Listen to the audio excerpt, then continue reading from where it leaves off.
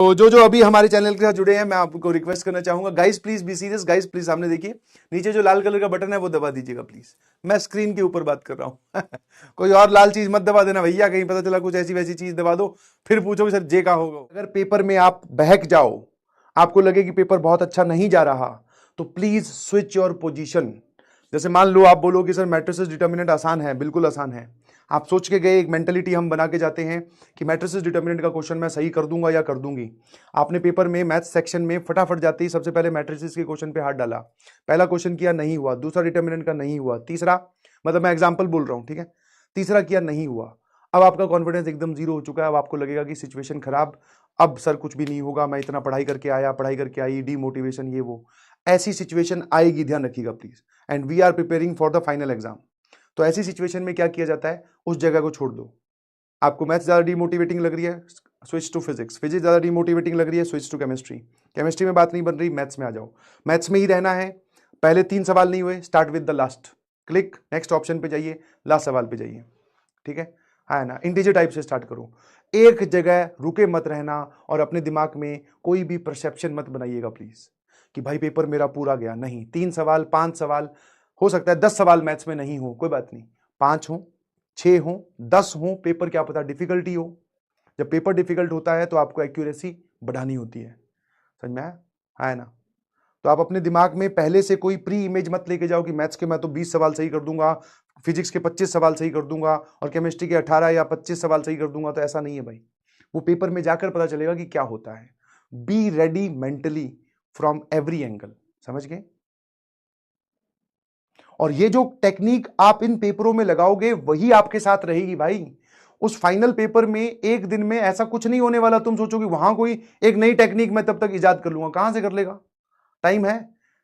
4 या 5 AITS आएंगे JEE main से पहले, फर्स्ट अटेम्प्ट से पहले, इन्हीं में ही आपको अपने आप को समझाना है। वो 3 घंटे आपको अपने आप को कंट्रोल करना है, समझ गए,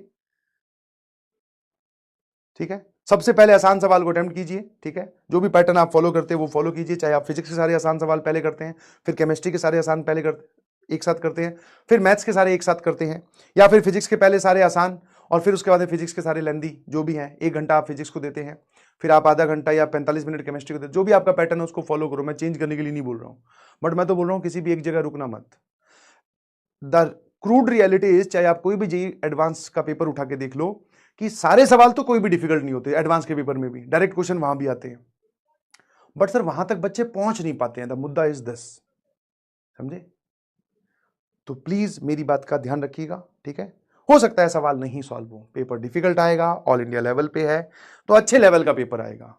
कुछ चीजें आपने देखी होंगी, कुछ चीजें नहीं देखी होंगी, कुछ चीजें एक बार पढ़ने में समझ में आएंगी, कुछ चीजें 2 बार पढ़ने में समझ में आएंगी, कहीं ना कहीं एरर होंगे। और मैं आपको पहले ही बता देता हूं कि पेपर में की गए एरर आपके नंबर्स और आपकी रैंक को बढ़ा देते हैं, नंबर को घटा देते हैं। रैंक बढ़ा देते हैं मतलब पीछे की तरफ धकेल देते हैं। तो try to minimise your error before entering the examination hall. आप अपने आप को बार बार समझाइएगा कि कोई फायदा नहीं होगा कि अगर मैं मैथ्स में 15 सवाल सॉल्व करूं और 7 गलत हो जाए। बहुत फायदा होगा अगर मैं, हिसाब लगाना ना मोटा मोटा, कि आपने 15 सवाल सॉल्व किए, आप एक्सपेक्ट करके चल रहे थे कितने नंबर आएंगे सर, 15 चौके कितना हो गया, 60, है ना। ये आप 15 के हिसाब से, और आपने इसमें से 7 गलत कर दिए, ठीक है, या फिर 6 रॉन्ग। तो 6 रॉन्ग पे कितनी कटौती होगी सर, 24 और 6 30 आप घटा दो, है ना, क्योंकि 6 तो सीधे सीधे 24 और इनके 6 के -1 और जोड़ दो, तो आपके पास इफेक्टिव मार्क्स कितने आए, 30। जबकि आपने टाइम स्पेंड कितने क्वेश्चंस का किया, 15 क्वेश्चंस का।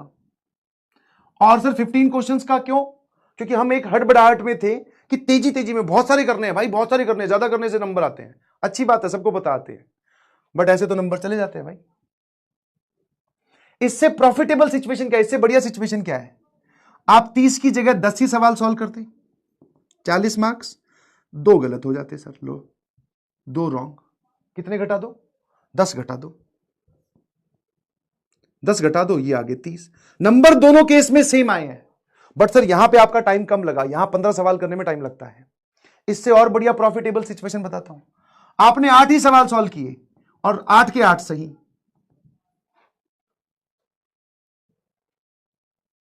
तो ध्यान रखना। और ऐसा तो होगा नहीं कि आपने 8 ही सॉल्व किए तो 8 के 8 सही होंगे, कहीं ना कहीं गलती तो तुम करोगे। एरर मिनिमाइज करना है, इस नंबर को कम करना है, ये जो नंबर है इसको कम करना है, अपने आप स्कोर बढ़ जाएगा।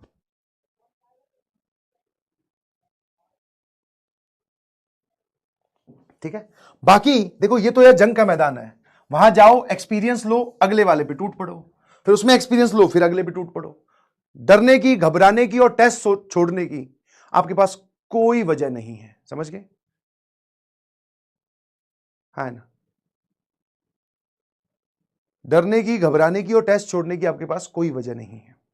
और फिर भी आप अगर वजह ढूंढ लाते हो, दैट मीन्स फिर यार तुम कहीं ना कहीं इतनी ट्रेनिंग और इतनी रिगुरस पढ़ाई का मतलब ही नहीं समझ पा रहे हो, ठीक है।